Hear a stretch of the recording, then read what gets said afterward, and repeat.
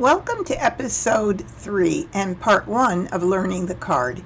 During this lesson, you will learn how to read the National Mahjong League card using the timeless American Mah Jongg card I've created.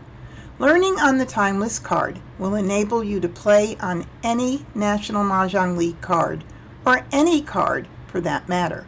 So, no matter what year you are watching this video, you can segue right in to the current year's card.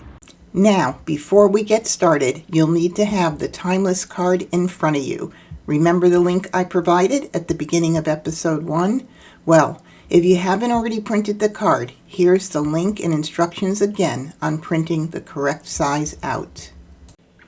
Later on in this series, during Episodes 13, 14, and 15, we will be playing a full game online at ilovemahj.com. Therefore, it will be necessary to purchase the current year's card from the National Mahjong League. Go ahead and do that now at www.nationalmahjongleague.org. I recommend ordering the large print card, which is $15. By the time you receive it, you will be ready for those later episodes. Starting with the left side, we are going to go over all of the components on the card. First, take a look at the nifty reminder the league has noted on the top of the card, which reminds us that the white dragon, also called the soap, is used as a 0 when used in a year hand. Each line on the card represents a hand that could be made in one or more variations. When a hand has been completed, we have won the game and excitedly say, Mahjong! Each panel of the card is broken down into sections. 2039 is one section, 2468 is another section, and any like numbers is another section on this first panel.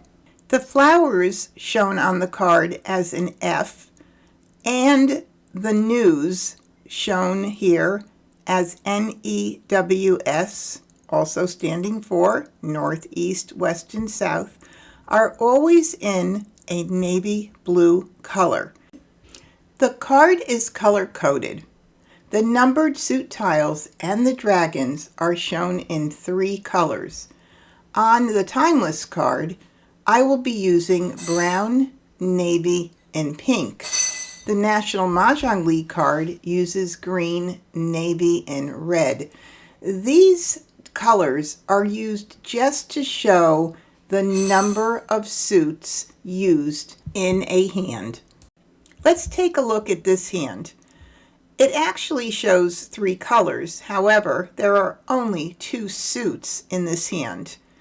We have the 2s shown in brown. We have the 3s and 9s shown as pink.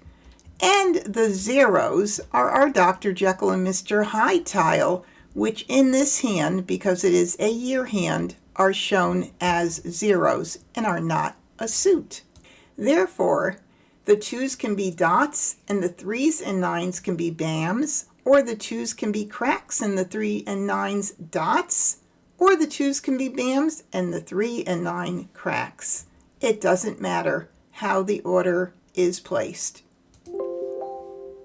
Please note that the 0s are also shown in navy, just as the flowers and winds are, since they are also not considered a suit tile.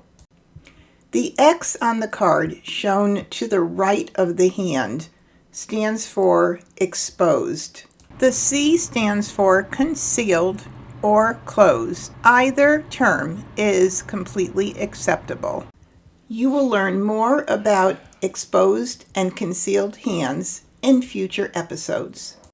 The value shown at the very end of each line represents a point value, as in 25 points, or a monetary value, as in 25 cents, if you are playing for money. You'll learn more about playing for money in Episode 17. Let's start with the 2039 section of the card, which contains all numbers of the timeless year hand 2039. When you start playing with the National Mahjong League card, this section changes to reflect the current year of issuance. And it is important to know that even though it is issued on an annual basis, it doesn't actually get printed and mailed out until the end of March, beginning of April. So as you can see here, this section contains hands with the numbers 2039 as shown on line 1. Now let's take a look at the 2039 grouping of single tiles. Here we have our Dr. Jekyll and Mr. Hyde tile shown as a 0. Then we have 2 pungs of dragons. There are clearly 3 colors shown here, which indicate 3 suits. There is also wording in the parenthetical, which either reminds us how the hand is played or changes things up.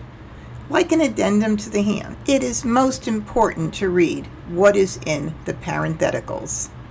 In the parenthetical for this hand, it states opposite dragons. This is a reminder that whatever suit we use for the 2039 single grouping, the pungs of dragons need to be opposite or different from the suit used for the 2039. For example, if you use cracks for the 2039, then you would need to use greens and soaps for the pungs of dragons. Or if you use bams for the 2039, you would need to use soaps and reds for the pungs of dragons. Now let's move down to the 2468 section of the card, and let's take a look at line number 2. Now take a look at line 2 and notice in the parenthetical it says any 1 or 2 suits. The left side of this line shows 1 color, so that means you can play this hand with any one of the 3 suits as long as you use all 1 suit. And on the right side it shows 2 colors, so you can play this hand with any 2 of the 3 suits. In this same 2468 section, we have multiplication hands. These hands are often referred to as math hands and are sometimes thrown into a section as shown here. And sometimes math hands can have their own sections titled addition hands. These 2 hands, both the left and right side, are played with 3 suits as indicated in parentheses. The math symbols shown are for visual effect only. Right below the section 2468 is the any like number section. This section is very flexible because you can use any number between 1 and 9. The most important thing to remember about this section is that whatever number you use, you must use the same number in each of the groupings. So if you choose to use 8s, for example in line number 1, the 2 kongs and the pair must all be in 8s. And of course, you must use all 3 suits as indicated by the 3 colors. Next, we move on to the middle panel of the card and the upper section, quints. As you learned in the previous episode, quints require jokers, making these hands more difficult to make, unless, of course, you are lucky enough to have or acquire jokers. Let's take a look at line 2. The hand starts with a quint of flowers, followed by a quint of dragons, and then a kong of 1s. In parentheses, it states any number with matching dragons. Since the hand is 1 color, the parenthetical reminds us that the dragon needs to match the suit and that you can use any number from 1 to 9.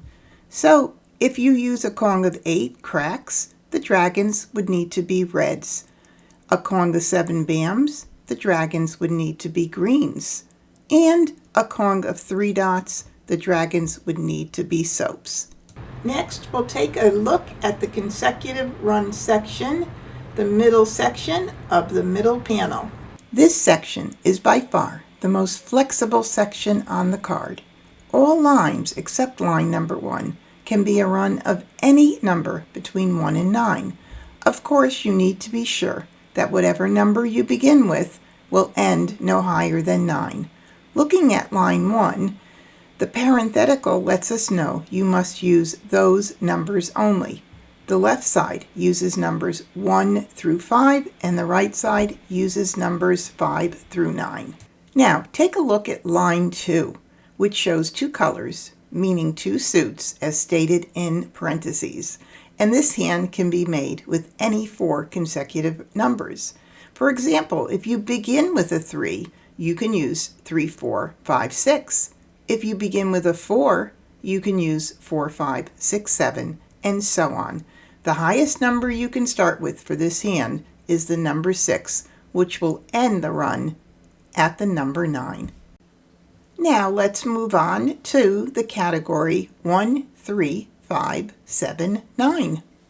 And one thing I'd like you to take notice of in the 1, 3, 5, 7, 9 section is that it's pretty much divided between low-end odds, 1, 3, 5, and then high-end odds, 5, 7, 9, with a few hands containing all 5 numbers. Now we move on to our Winds and Dragons section of the card. This category is primarily Winds and Dragons. Many of the sections have flowers and or dragons thrown into them. Of course, this particular section is a Winds and Dragons section, so those dragons are pretty much expected to be seen here. However, there are numbers in this section as well, and what I want to mention is that in most of the categories you'll have flowers and dragons added into them, but if the heading is 2, 4, 6, 8, for example, you're not going to see any other numbers other than 2, 4, 6, 8, but you will see flowers and possibly dragons. The next section we're going to talk about is the 3, 6, 9 section, and the 3, 6, 9 section of the card consists of numbers 3, 6, and 9. That means you're not going to find 2, 4, 5, or 7, or 1 in this section.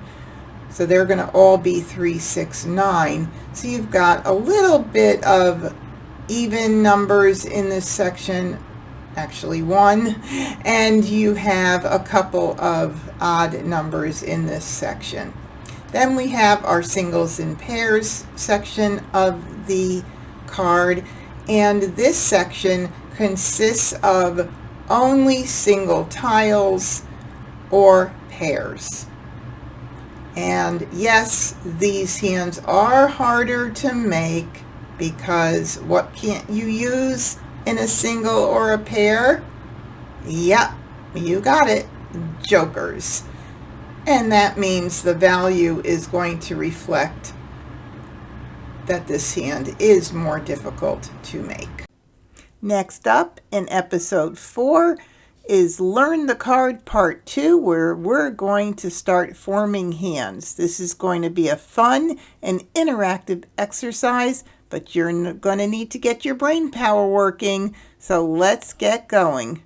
And don't forget to subscribe to the MahjCon YouTube channel and click on the bell so we stay connected. Consider joining the MahjCon Facebook group and Instagram page.